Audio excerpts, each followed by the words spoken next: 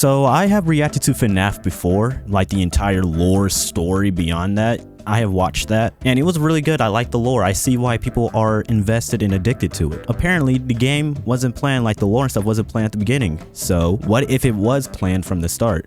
We got a video from the UnwitheredTruth where what if the FNAF timeline was planned from the start, a reboot game dev concept. So it's pretty much his own spin on making a FNAF game and having lore, story, and other things planned out from the beginning. So if you guys enjoyed the video, be sure to like on the video and subscribe to the channel. And let's watch the video.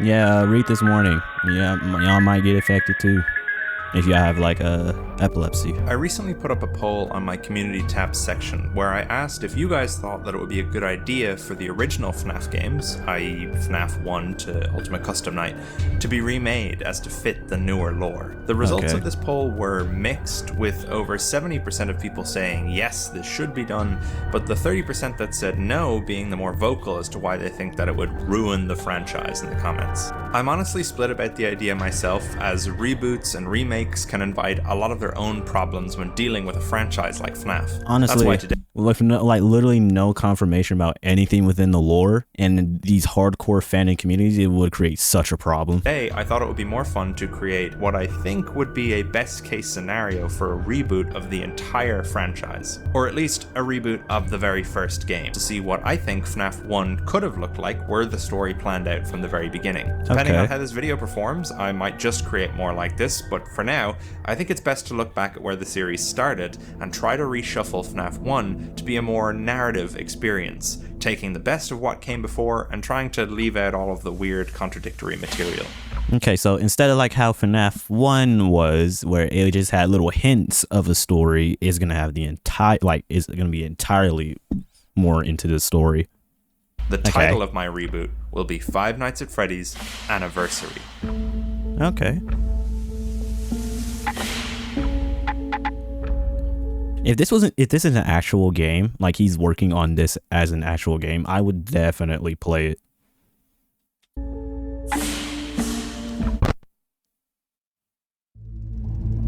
My reboot would start exactly where the first game did, a newspaper article advertising the night guard shift for Freddy Fazbear's Pizza. Posted in the local newspaper, the Utah Province Daily Herald, is the following ad, published the 6th of November 1993. As you can see, not much here has changed from the original newspaper, aside from making the phone number to be the same from the Security Breach Fredbear posters and updating the minimum wage.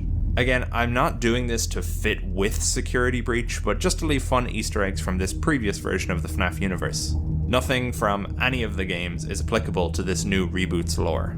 In my ideal scenario, I would also make that abundantly clear in community posts and advertising for the game. FNAF Anniversary is the start of a new canon. None of the previous game/book lore applies. It's an adaptation, so there may be references/Easter eggs calling back, but the old lore does not import into the new lore. Okay. Before it released. So everything, I can just throw everything I know out the window. The reason I decided to firmly set this game in 1993 rather than in 1989 or 1998 or 92 or any of the other proposed dates for the current version of FNAF 1 is mainly as a way to pay homage to game theory and their first FNAF video, which started the whole theorizing trend in the first place. However, wait, so oh yeah, they did start the whole theory community about FNAF. So they're the reasons why it's so popular. There is a further reason, but we'll get back to that later. In the original game, the surrounding blurred out text was just some filler stuff that Scott put in for fun, but I think this is a great opportunity to further hint at other things going on in the FNAF world at this time. I think an advertisement for Stan's budget tech would be fitting, as well as an article about the unknown whereabouts of a Daily Herald reporter, Bronwyn Light, a character featured in the week before, who disappeared a little over a week ago. Again, I'm not saying the week before is canon, but I just like the idea of adapting some of that story into this fresh universe. The player is prompted to continue, but instead of being brought straight to night 1, the newspaper is pulled away from the camera. We didn't realize it, but we're actually already so instead of starting in the actual main office, we're starting in other locations like a house. POV of our protagonist. We sit staring at an old boxy TV in a garishly decorated living room torn straight out of the 70s. We grab a TV remote and can click through the TV channels using our keyboard or controller. On brand new state-of-the-art animatronics, you're sure to be the most popular kid in town.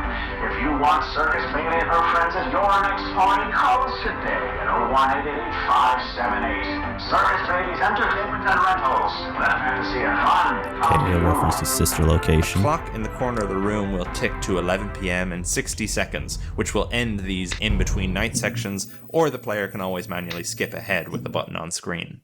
Okay, At the cool. end of the game, all the stuff you watched on the TV will be available through an extras page on the main menu for ease of theorists wanting to review. Anyway, nothing too crazy important on this first pre-night section beyond some Easter eggs, so let's jump into night 1. 11 p.m. on November 6th ticks over to November 8th.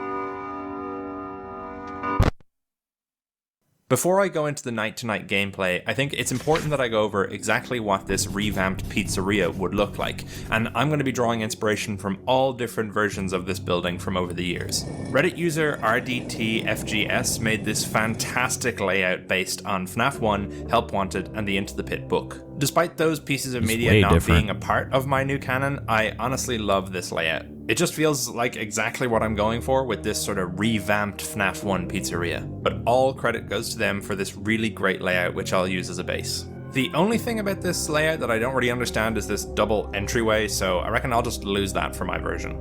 First thing we're going to add here is the ball pit from all the different Into the Pit versions, as it's a standout piece of modern FNAF iconography, even making its way into the movie's pizzeria. So we'll place it in the back right corner of the room as is described in the original book. I'm going to shorten the hallways that lead to the security office as well, as the original FNAF 1 pizzeria has a lot of this weird dead space which is not really used. This new layout already goes a long way to fixing some of those problems, but I'm just going to continue to condense down the space because I think it'll just make for a more realistic experience. Because everyone knows that in a game with ghosts, haunting, animatronic robots, the most important thing is realism. To use up some more of the empty space, I'm going to add a manager's office, as there seems to not be one in the original layout, and one is mentioned in both Into the Pit and the Silver Eyes. In general, it just makes sense to have one, so what I'll do is shorten the space between the bathrooms and put it in next to the kitchen. I'm also going to lose this awkward bend around the backstage and just make it so backstage is behind the stage. Keeping with that, I'm going to also move the safe room from next to the restrooms to beside the backstage. The safe room serves the same purpose in my universe as it did in the original, so I thought it would make more sense to be placed out of the way so employees could actually move away from customers rather than having to pass through to the bathrooms. Also, as a storage room, it makes more sense to be next to parts and service anyway, so equipment doesn't have to be lugged across the restaurant. I'm going to also just reduce this small space here between the arcade and Pirate's Cove, just because I think it makes more sense to kind of loop around in this U shape. So in terms of rooms, that's all I think we need to add or change from the old layout, so now we have to talk about... Okay, I like the design of this map so far. Like, it's similar to FNAF 1 with some extra stuff. It's not too complicated, and it actually looks like how it would lay out in an actual restaurant. So, yeah. Cameras. I definitely want to keep the old eerie feeling of FNAF 1's cams, so as little visibility as possible is key. Here are all the camera placements I was imagining, and while I won't go through them one by one, the safe room will remain off camera beside the backstage cam. We'll also add 3 new cameras, one for the arcade, one for the prize counter, and one for the manager's office. Great, so now we have our building layout and our camera system. Aesthetically for the building, I don't want the reboot to stray too far from the original series, as I find reboots or fan games often try to completely redefine every aspect of the franchise's most iconic elements. Obviously, it makes sense to want to put your own spin on things, but for me, FNAF 1 is so classic that making things too different isn't worth it. Some things I'll add, though, are old toy animatronic parts in the backstage area, along with Easter really eggs, old withered costume parts. Because yes, in my universe, the Unwithereds are undeniably canon. I mean, are you really surprised? I think some retro posters from 1985 peeling away on the walls or hidden behind arcade cabinets could be some nice touches. Maybe a few Fredbear's Family Diners posters Into the Pit game style could fit somewhere as well. So that's our pizzeria, but what about the night-to-night gameplay? With this being the first game in the Reboot series, I think sticking as closely to FNAF 1's simple game loop is the way to go. The usual loop of checking the cameras and closing the doors if the animatronics make it to outside the office is the same. Foxy's Pirate Cove mechanic is a little different though, as I thought it would be cool to introduce his light sensitivity from the other games into this one. Oh. Similar to FNAF 2, the cameras are all equipped with he's making his own, but he's adding little implements of stuff from other games, which is cool. Like I said, I would definitely play this if it's an actual game, because this actually looks fun. It's a horror game, jump scare. It actually looks pretty fun. It doesn't strive away too differently from the core game. It's so different that it's not that different. On spotlights, and to keep Foxy in his cove, you have to flash him with the lights to make him recoil behind his curtain. To stop this from being a FNAF 2 puppet music box situation where the player just camps the Pirate Cove cams, we'll make it so that Foxy actually moves faster the longer the cameras are on his stage. That way you're only supposed to check his cameras to flash him, but not to stay on it or he'll just come right back in. Oh shit. The rest of the animatronics stay mostly the same, Bonnie down the left hall, Chica down the right hall, but Freddy, while his gameplay is the same, has some interesting behavior. Every now and then, we can hear Freddy's music box echoing through the halls of the pizzeria. If we check the cams and locate Freddy while his music box is playing, we'll see that he is not facing the cameras as usual, but instead facing toward open ventilation shafts that'll come into play later. The vents?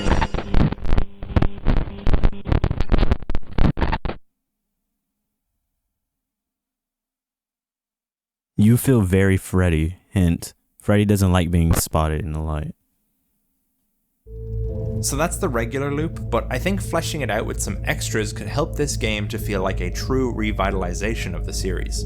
I don't want to add too many extra mechanics, as I feel like we're robbing ourselves of the opportunity to expand the gameplay in following games, but the week before gave me some inspiration for extra tasks we might have as our time being the security guard at Freddy's. In the week before, Ralph has to clean up messes, change out light bulbs, and while I don't think there should be too many of these extra tasks for this game, giving the player optional challenges for extra points and lore secrets could be a really fun idea. Oh. Some of these extra challenges could even help the player out with their regular check the cameras, close the doors gameplay. For example, for a people simple who task wants to sit here and just play the game and not care about the lore, they just want to complete the nights and get the game over with, they could just do that. But for people who are like hardcore fans and want to create theories, put in a timeline, they can sit here and do the extra stuff, 100% the game to get all the extra tidbits. That's what I like. I like games like that, where if you do 100%, you get extra secrets, extra content within it, instead of just, complete the game and then just you're done with it. That's it. I like that. This could be to switch out a light bulb in the restrooms, just like in the week before. The player is shown on the map where their next task lies, and so they have to make sure there's no animatronics nearby before heading there. The player can then click a button on the screen and make their way to that room. How, you might ask? Well, the guard stands up from his chair, turns around, and enters the vents. While in the vents, you stop every now and then to take a turn. There are directions on screen to inform you which way the vent will lead you, but there's nothing to stop you from taking a different path. We'll get back to that later. Okay.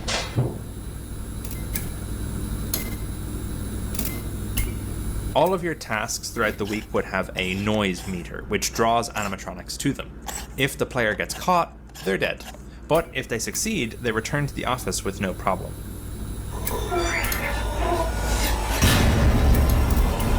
No. I think it's better if the animatronics can't fit in these vents, as otherwise that's a whole other problem to deal with and is probably too much to add for the very first game in the series.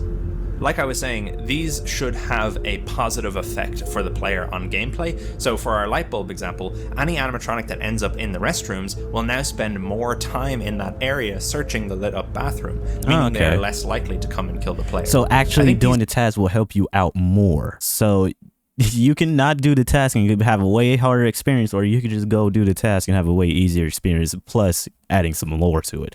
Okay. The extra mini tasks would add a lot to the game, and they'd be randomized, so no two playthroughs would be the same. It'd also give the player an opportunity to see different parts of the pizzeria up close, rather than being stuck in the office the entire time. In terms of other extra stuff you can do, you can see that we've added an arcade to the map, so you know we've got to add some 8-bit minigames, but we'll talk a bit more about those in detail later on in the upcoming lore section of the video. Now, something much more substantial I'd like to change with this game is Night 5. Night 5. I'm taking heavy inspiration from FNAF 4 here, but something I think was really interesting about that game was the choice to switch from the regular animatronics to Nightmare Fredbear on Night 5. Totally stealing that idea, Night 5 will have the player go up against the one and only Golden Freddy, who will be rocking his withered Fredbear look. Now, I'm all for the idea of Golden Freddy taking the form of his bandmates in the original series, but I think that was more of a response to the fact that Scott didn't plan out the series from the start, so he needed to explain why Golden Freddy looked different in the first game, despite there being no reason for the company to repair a suit that they're not using. However, we don't have to worry about any of that here, so in my reboot, Fredbear looks the same as he did all those years ago. Story-wise, there is a reason that Golden Freddy takes over on Night 5, but again, I'll go into that later in the lore part of the video. I imagine that on Night 5, everything starts up as normal, but we notice that by 1 AM, none of the band have even moved yet. Then, suddenly, the power in the building cuts out, the cameras go down, and we're left in the dark. When the power comes back on, the stage is empty and Pirate's Cove is open. All of the animatronics have disappeared, nowhere to be seen on the cameras. Switching to the backroom cameras shows that the camera has been knocked down from its original resting place and is now lying on the floor.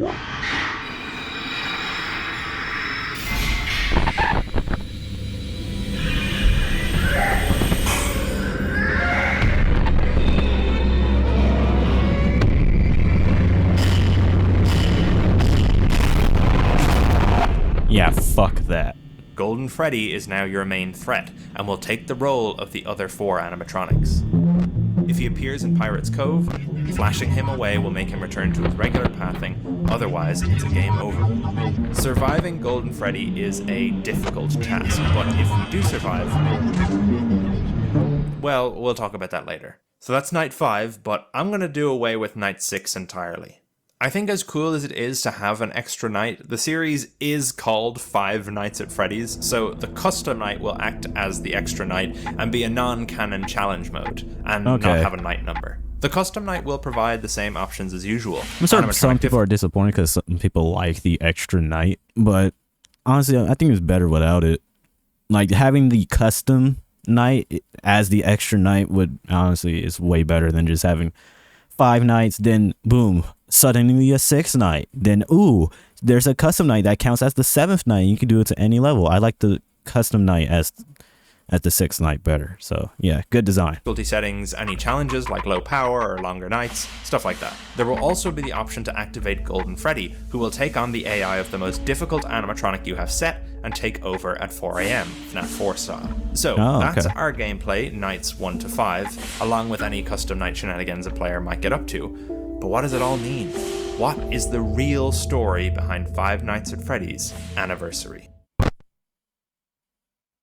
FNAF 1 changed the way a lot of games looked at storytelling. It had an undeniable impact on people when it released, and the same core storytelling philosophies have stuck around to this very day. So, what can we do to make sure this reboot intrigues people in the same way, makes them want to pick apart every tiny detail until they feel like they've figured out all the nooks and crannies of this fresh take on the FNAF story? Well, for starters, I think keeping the focus in-game being on the gameplay rather than the story is something that the original FNAF series got right. The story wasn't spoon-fed to us. Any hints about the wider narrative had to be... It wasn't really... It was just, hey, here's lore right here. Hey, look at this. You'll find out who this guy in this suit is. It's just, hey... Oh, if you miss it, you miss it. But if you see it, oh, there's a little hint of a piece of lore. Thought out by the community, which is what makes theorizing so fun to this day.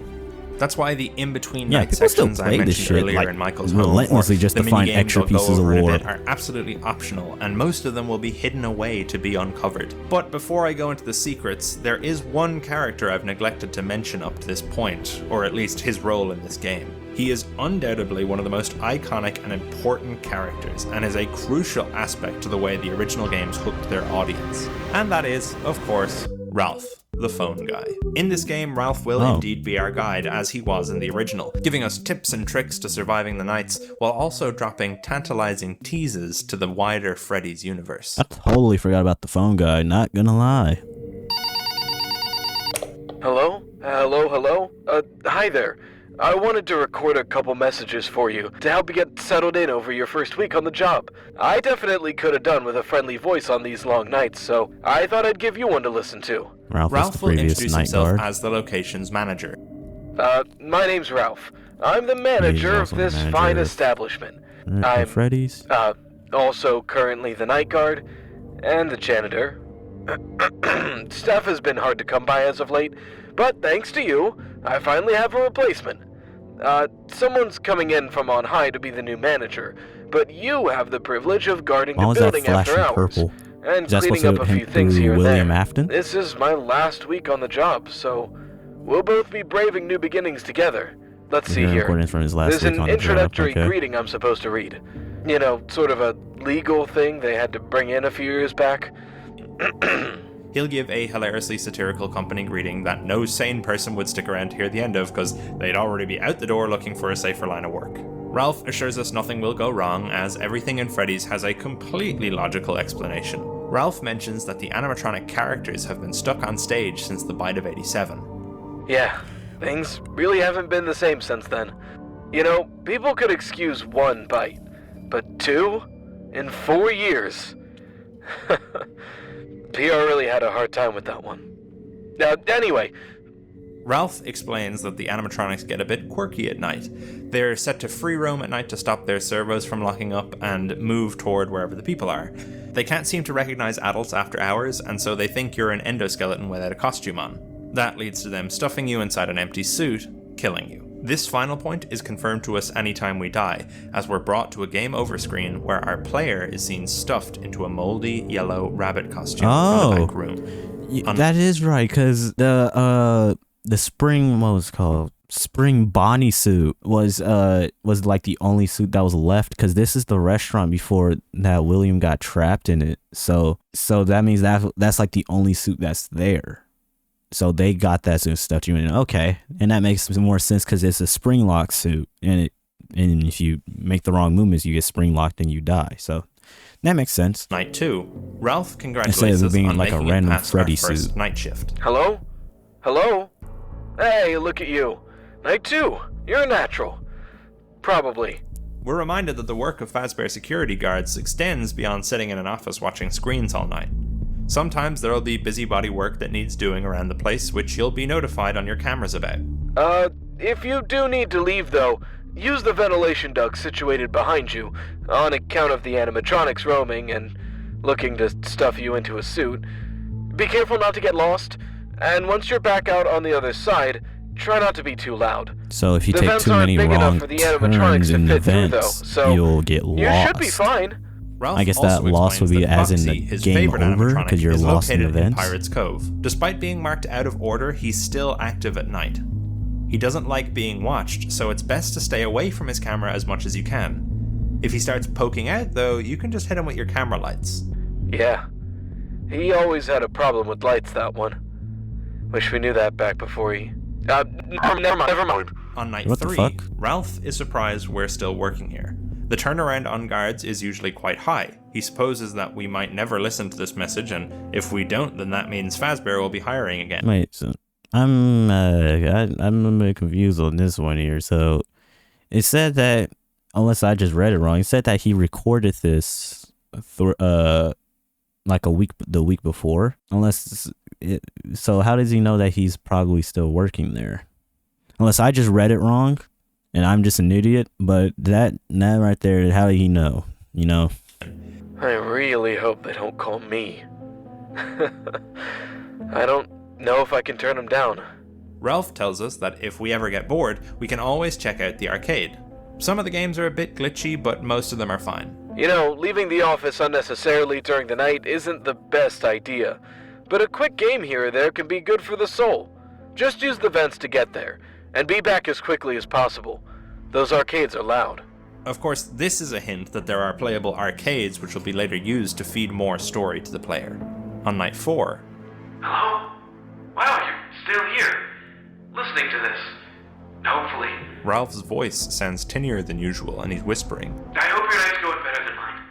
I popped out for a minute to get in a game of Fruity Maze and, guess I lost track of time. But it nearly got me. I panicked and jumped in the vents, but I got a little turned around on the way back to the office. I'm using my cell phone now to call the voicemail system. Oh, is this how he dies? Because he dies on night 4 in the original game. So is he gonna die here because he got lost in the vents? Fruity Maze. I'm going to try and hold out here for the night. Wait for them all to reset in the morning. In fact, I don't know why I didn't think of this before. I'm probably safer here than you are. So, there you go. That's your tip for tonight. Hide in the vents. Wait. Oh, Ralph fuck goes that. quiet. There's a strange slithering sound coming through the phone. Huh. I didn't even know we still had you around. Oh no. Remember before when I said the player could take any path they like in the vents? Well, if you stay in the vents long enough and take enough wrong turns, on any night you can find Ralph's body decaying in the vents.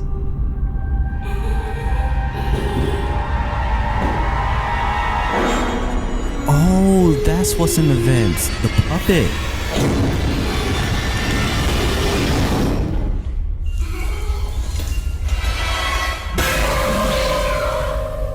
You're not allowed here.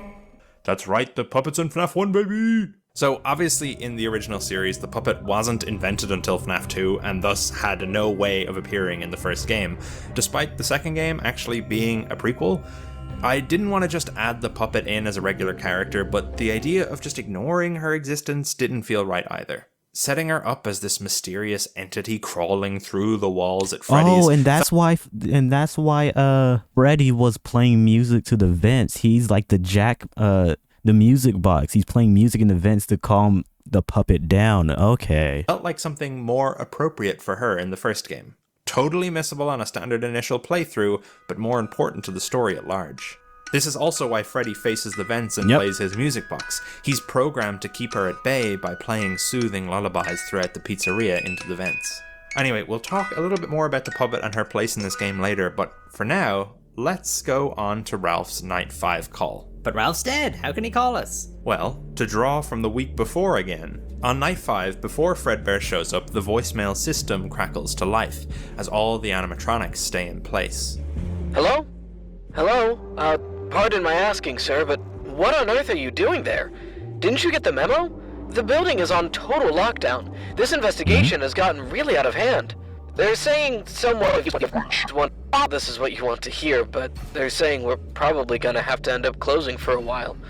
With all the panic and the new animatronics acting up, it's probably for the best. I promise I'll handle everything best I can. But for the time being, I recommend you finish your shift and try not to touch anything. I'll call you in the morning and update you. Just please don't touch anything. Okay, good night. As you might be able to tell, this is my rewritten hodgepodge of the FNAF 2 phone calls from nights 5 and 6. I have ideas about how that game would work, but rest assured that if I ever talk about what I'd do for that game, I would absolutely use this as the Night 5 phone call there as well. The night then proceeds with Golden Freddy doing his thing, and that's the end of Ralph. This game would be full of small, creepy Easter eggs just like the first game, posters changing on the wall, characters with rare screens or glitchy hallucinations, that sort of thing. I was also thinking you could have it fun to rackle fun. The only Easter eggs that I want to actually put focus on are the newspapers, which I'm going to have make a return from the original. These were the thing that started it all back in the day, so I think it's only fitting we keep them as part of the reboot. On some of the cameras and in some of the rooms you can visit, newspaper clippings can be found, appearing and disappearing along the walls of the pizzeria. Much like the original, they tell of the missing children's incident. 5 confirmed victims of Fazbear disappearances. After the company's promise of safety following the multiple incidents which occurred at their establishment many years ago, locals are horrified to see the same tragic patterns repeat themselves. Mascot killer still at large. Fazbear's Pizza closed for public safety. Despite management assuring the public that the closure is only temporary, it seems unlikely customers will be willing to trust the company ever again. Other Fazbear locations around the country have also been negatively stigma surrounding these incidents. CEO of Fazbear Entertainment found guilty. Linked to an Indian hurricane breathed a sigh of relief after the former CEO of Fazbear Entertainment was convicted last Thursday. Police suspect he was likely also responsible for the disappearance of who went missing from the same establishment. Classic Freddy and Friends returning. New robots scrapped. After incidents of malfunction, Fazbear's newest line of robotic mascots, which debuted only a few weeks before the location's closure, are being older classic animatronics are set to be taken out of storage and refunded. The acting CEO of Fazbear Entertainment calls it a return to form. A local concerned mother was quoted as saying, "I really hope not." Fazbear Entertainment chomping down on health code violations. Management assured the Herald that the robotic mascots are cleaned regularly, but that the foul black mutants, which reportedly leaks from the mascot suits, returned without explanation. An official statement from Fazbear attempted to explain this bizarre, upsetting, alleged phenomena as... So, since this is going off of the missing children's incident from 1985, and they said William got caught and he's now arrested, and now they're trying to go from FNAF 2 into FNAF 1, since FNAF 2 is a prequel to 1. And I like how he's sitting here blurring out some like obvious tidbit of lore just to make it not obvious, but there's something there to cover it until like later games where it gets revealed. Unavoidable operational leakage. The health department told the Herald it isn't satisfied with this answer. As you can probably tell, I'd like to weave a little more of the events prior to the MCI into the newspapers, as it seems like they would be relevant considering the history and track record Fazbear has by the time of the MCI. However, there is another article which can only appear on Night 5. Young boy killed at local diner. On the morning of November 12th, a child's birthday celebration the bite of 83. Okay. Family diner turned into a horror fest when a group of local teenagers forced a young boy into the mouth of the star animatronic. The twisted prank gone wrong ended in tragedy when the robotic performer crushed the boy's head, killing him instantly. The 4 young men are awaiting a consolidated hearing in Utah juvenile court, but sources say the victim's older brother led the brutal act and may be more liable, thus potentially charged as an adult. I probably don't need to tell you what this particular newspaper article is referring to. As mentioned previously, the arcade cabinets in Freddy's will be accessible to the player to provide further Easter eggs and lore hints. The player can go to and from the arcade at will, but can only play through 1 on each night without risk of being caught by an animatronic. There will be 5 minigames in total, and thus, to access the full ending of the game, one must guessing these complete an arcade cabinet. 4 minigames, if you do some sort of way, it will unlock a little bit of lore piece, because it said 5 minigames, and there's 5 animatronics, so... It kind of is kind of obvious there. Every night. In classic Midnight Motorist fashion, there are 2 layers to each game. The regular game, and the hidden lore section, which can be reached through glitches or secret exits in the level. Arcade 1, Freddy in Space, Reloaded.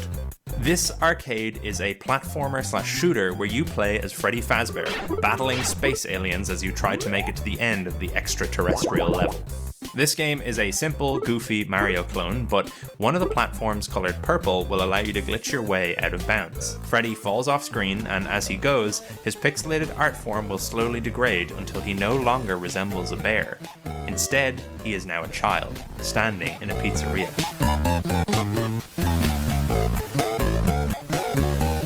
A bunch of other kids surround the Freddy child. We can use the controls to make our character dance. The other kids cheer us on.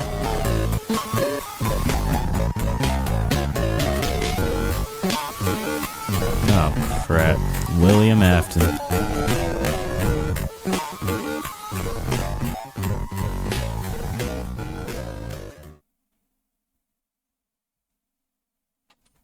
You've won a special Fazbear Prize for Best Performer. Follow me. The minigame ends. Arcade 2, Bonnie's Jammin' Jamboree. This is a rhythm game where we so match each our of these inputs. games are gonna reveal each of the missing children, like William taking them to kill them. Okay, that's actually pretty different, not gonna lie. The ones shown on screen. One of the buttons is never used in game. It's laying I'm guessing the staying purple empty. one. If we mash that button, the screen glitches and Bonnie becomes a terrified face of a child. Point and Use the laugh. controls to make fingers come on screen and point at the child, who progressively gets sadder. Damn, that's kind of sad. I'm not gonna lie. That's kind of fucked up. Eventually, we win, and the fingers that's go away. sad. A yellow hand. That's crazy. comes on He got screen. bullied into I his have death. big ears too. I'll be your friend. Follow me. The minigame ends. Arcade 3, Chica's Feeding Frenzy. We play as Chica and must run around as quickly as we can to eat all the food around the level. If we choose not to eat any of the food by the time the timer runs out, the level glitches. We're a little girl now, standing at a counter. Any button we press prompts us with, Bruh, ain't no way in big bold text it just said to the player, "You're broke." No food for you. That's crazy.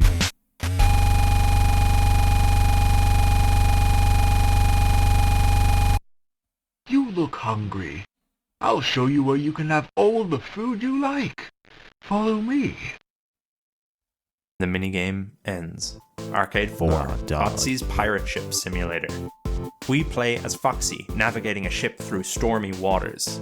We have to avoid big icebergs and shoot other pirates who are trying to board the ship. If we ignore on-screen warnings, we can sail off course and run the ship aground. If we do that, the game glitches. We are now a young boy. Other children sneer and laugh. They take our glasses off and break them. Damn. These children, you made these children go through some trauma back, so they sit there and take over animatronics. The children leave. Now I see why they want vengeance, want to kill everybody. Rabbit They sit here. It got bullied into it. approaches. Your eyes don't work too well. God. I have a friend just like you. Would you like to meet him? Follow me.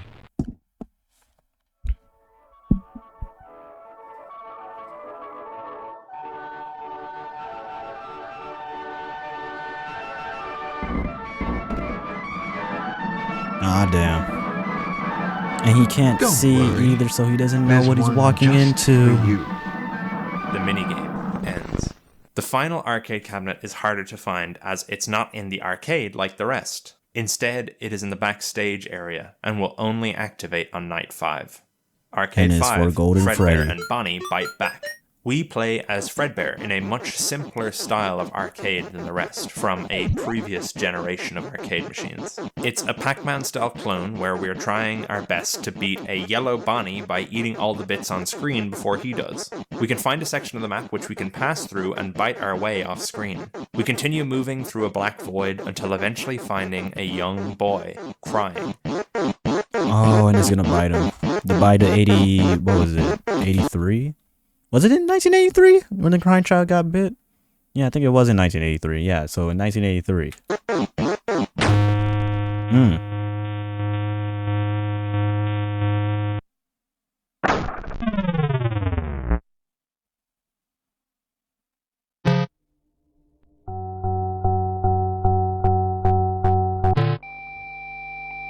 A young girl is beating up another child. We must press buttons to beat them more and more. Damn. Oh, shit. The kid Damn. runs off crying. She beat her ass. Damn, Cassidy, I didn't know you got hands like that.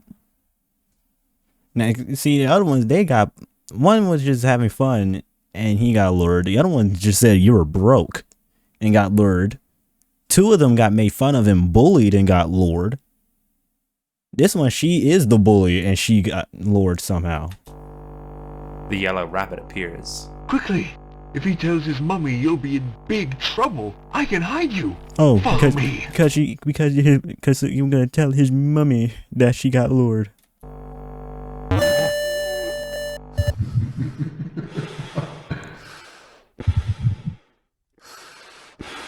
Careful now.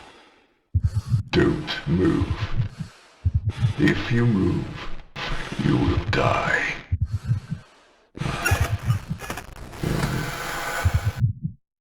My son is in there with you.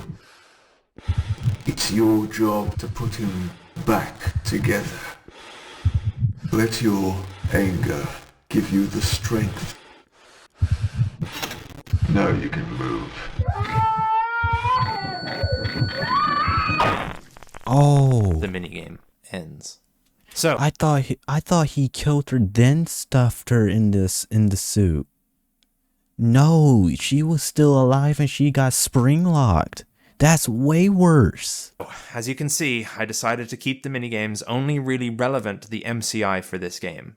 As much as there is an abundance of lore to dive into in a retelling, I think the first game is the place to intrigue people with the simplest elements of the story, just like the original did. Obviously, there are some hints through these games to other things, like the Purple Man talking about his son to Cassidy, but overall, I didn't want to go too overboard with introducing other elements this early on. But of course, that's not where the lore of this game ends. I spoke briefly earlier about Golden Freddy's appearance on Night 5, and how he takes over from the rest of the animatronics. What I didn't discuss is what happens when we beat the night. In the event that we survive to the end of the night on a normal playthrough,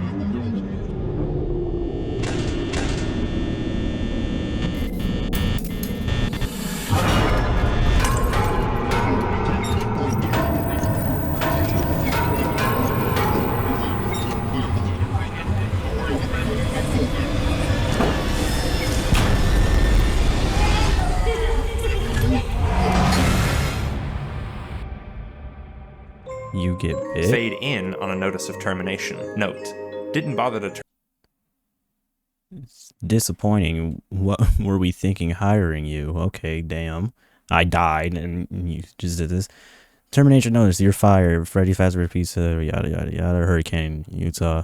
Employee named Michael Afton. So you immediately get revealed who you're playing is. It isn't like a secret hidden alias. They actually revealed the real name, so you're Michael and you died. Effective date immediately. No, didn't bother to show up for the second week. Your first week's paid will not be issued. So I'm guessing that's the ending that you do if you don't complete like the all the lore management and, you know, maintaining restaurant, cleaning stuff up. If you don't do any of that, you just play the game straight through, you get this ending. Okay. So we get a multi-ending, like good ending, bad ending. Turn up okay, second cool. week. Your first week's pay will not be issued. The end. So we already know we're Michael. This is, of course, the bad ending of the game, but assuming you've played through all 5 minigames and completed all of the different tasks over the nights, this will unlock the I was right. ending. Golden Freddy will still appear in the office and do all the creepy ghost stuff, but before he can bite down on your head... We got saved by the puppet? Wait, so Puppet tried to kill us earlier for going through the vent. But now she saved us?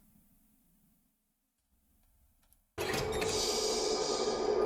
don't recognize you, but I do now.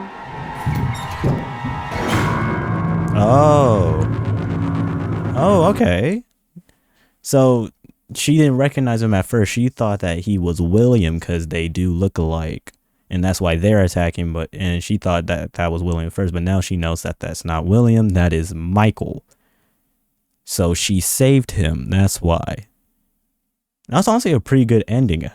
I saw this second part of this. I'm going to watch that later too and upload a video on that. But yeah, if you guys enjoyed the video, be sure you like on the video and subscribe to the channel. Anyways, I hope you guys enjoyed. I'll see you guys in the next one. Bye.